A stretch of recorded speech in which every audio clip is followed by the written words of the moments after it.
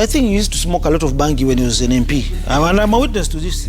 We used to go to a certain toilet there. But Governor, that's not fair. He used to smoke a lot of bang, this guy. In fact, he was hiding bang in the socks like Governor, this. You can't say that on live TV.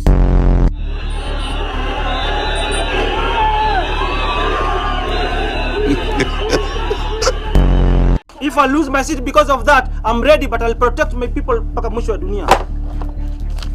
Hata hiyo muandike mpeleke. I don't care. Ebu angalia kwanza nimetoka kuamka sasa hii. Luko ya kuamka. Ebu ona nimepiga kofia red Prada. Ona hii miwani Prada. Ona hivi viatu hapa chini. Na nimeamka asubuhi Prada. Hii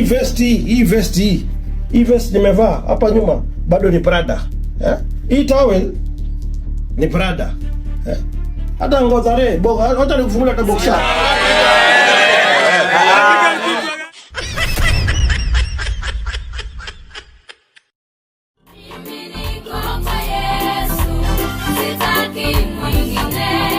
When I see Mike Sonko finally resorting to salvation, I'm not even surprised, man. It has been long overdue. In his youth, this man explored every high and thrill you could possibly imagine as a young man.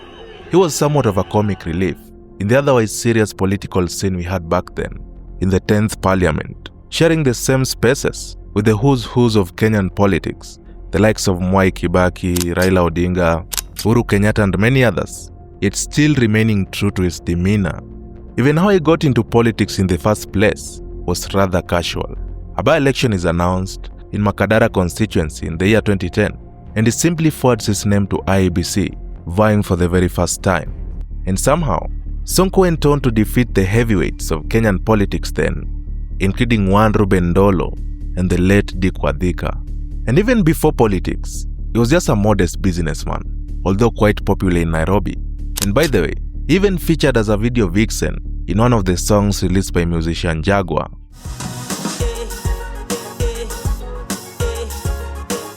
Now, this is one of Sonko's earliest appearances in Parliament in the year 2011, where the entire house came to a standstill because of Sonko's dress code. In the history of this house that I have known myself, and probably many members will bear it out, had a situation in which a member of parliament who is a male has come in with earrings or some stuff in the ears, whatever you want to call them.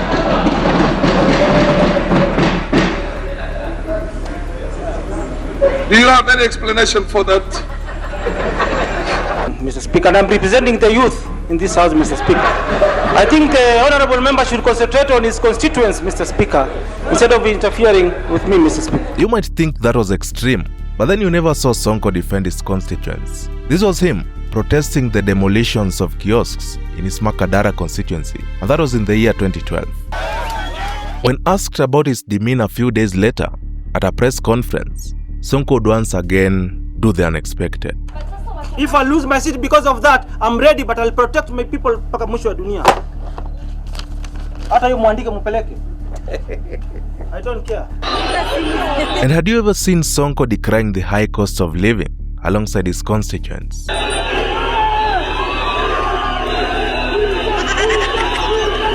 And perhaps you could think this love was only one-sided. And you should look at this video. When Sonko was once arrested as an MP over graft allegations, his people simply couldn't let it be. You may assume Senator Methu is the first ever politician to reprimand the president face to face. Lakini hata kama ninakuheshimu mheshimiwa rais, jambo moja tu ujue, ninakuheshimu lakini mimi sikuogopi. You'd be mistaken. Sonko probably lectured all the senior politicians he served under. Nilimwambia rais, Kenya kuna njaa. Nilimwambia rais aangalie mambo ya bei ya vyakula. Bei ya unga iko juu. Wakenya hatuwezi kula mabarabara. Takataka na sia hii. Wasikuletee. Twendeni kabisa huko. Twende kabisa. Twende kabisa. To our brothers and sisters from Nigeria. I think the status program is very clear. That I'm supposed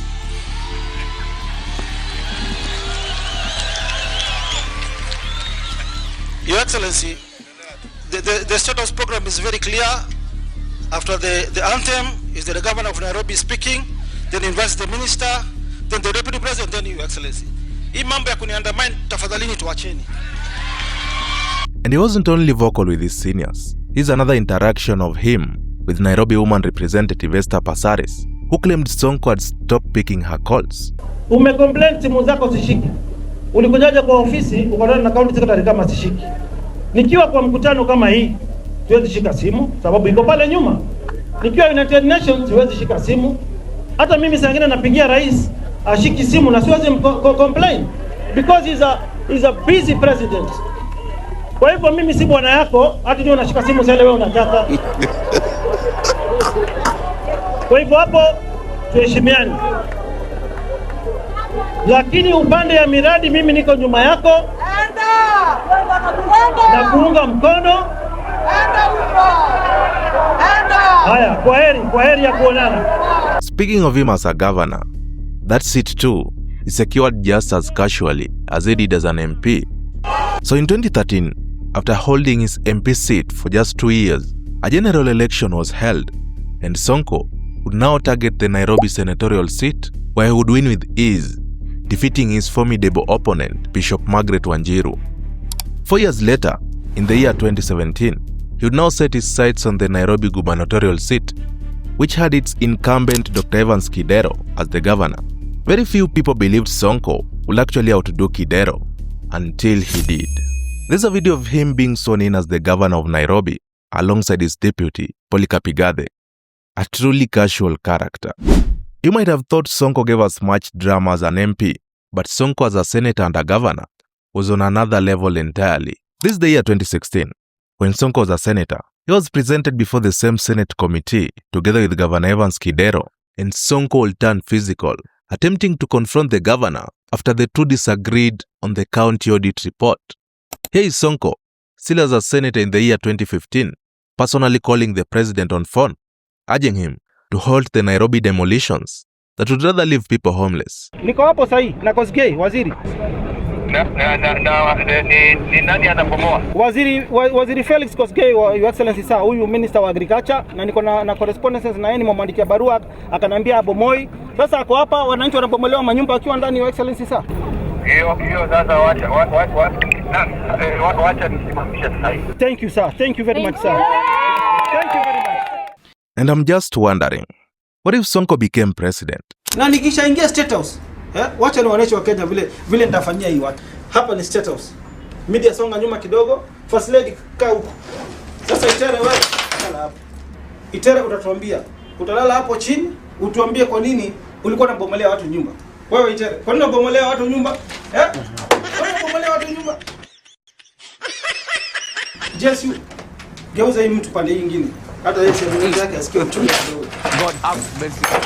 Kwa nini ulituma polisi wakafanya Sonko sehemu nyeti?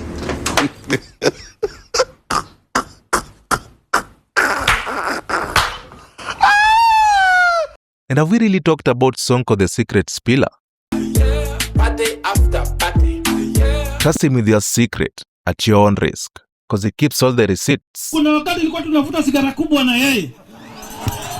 This was one time when President Uhuru Kenyatta threw shades at Mike Sonko over his iconic sunglasses. Na wengine wamevaa magoggles huko hata unaulia. I tried to help my friend the other day, which is the truth. Ati yeye ni kijana. Mimi nataka kukusaidia. Nikampatia mtu wa kumsaidia, nikamwambia my friend. Kama umeshindwa, wacha nikuletee mtu akusaidie. Wewe kazi yako iwe kuendelea kuvaa magoggles. Sonko's response would be nothing short of legendary. Kuna mlevi mmoja kule Sagana, wanda wago, amenitukana, hasemi yeye ndo alinifundisha hii goggles. Kwa sababu kuna wakati nilikuwa tunavuta sigara kubwa na yeye.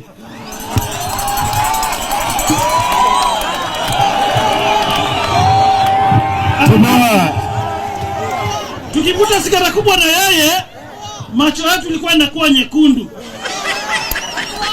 Tukiongea na raia wanajua kuwa tumevuta sigara kubwa. Yeye ndo alinifundisha, akaniambia tukivuta sigara kubwa tuvae goggles. That is not the only friend Sonko exposed for being cheeky. Here is him again, describing his friend Ferdinand Waititu on a live interview. I think he used to smoke a lot of bangi when he was an MP. And I'm a witness to this. We used to go to a certain toilet there. But Governor, that's not fair. He used to smoke a lot of bangi, this guy. In fact, he was hiding bang in the socks like Governor, this. you can't say that on live TV. We don't have evidence. I have. We don't have. I'm a witness. I used to smoke with him.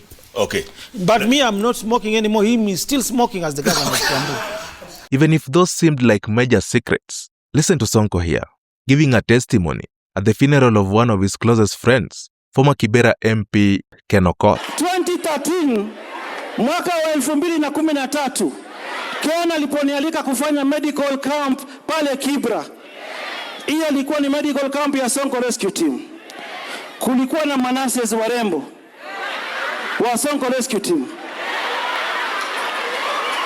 Na kwa sababu Ken alikuwa rafiki yangu, nitakuwa nimemkosea. Mahali ataenda kulala atanichukia, na mimi nilijua ukweli. Ken alipenda Sonko Rescue Team nasa ambaye anaitwa Anita. Mimi ni shahidi. Na walikuwa wanaenda out pamoja. Na mara ya mwisho Ken akiwa Ufaransa hospitalini.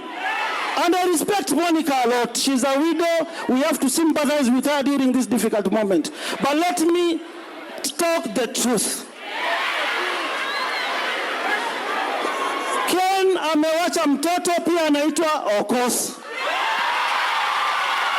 Those were undoubtedly some premium content Sonko gave us at that time. But then, the taming, or rather the downsizing of Sonko, came in the year 2019, when corruption allegations were mounted against him over Nairobi County, with one of them even accusing him of siphoning 375 million shillings in county funds. 7 years later, he has not assumed any active political office, and we definitely miss the prime Sonko. Recently, he had become more philanthropic and increasingly vocal on social media. 100,000 hiyo. CBK. 200,000. 300,000. But just weeks ago, he eventually decided that it was time to embrace God and salvation in general. He even claims to be doing away with anything that leads him back to sin, even promising to shut down his bar business and any other distraction.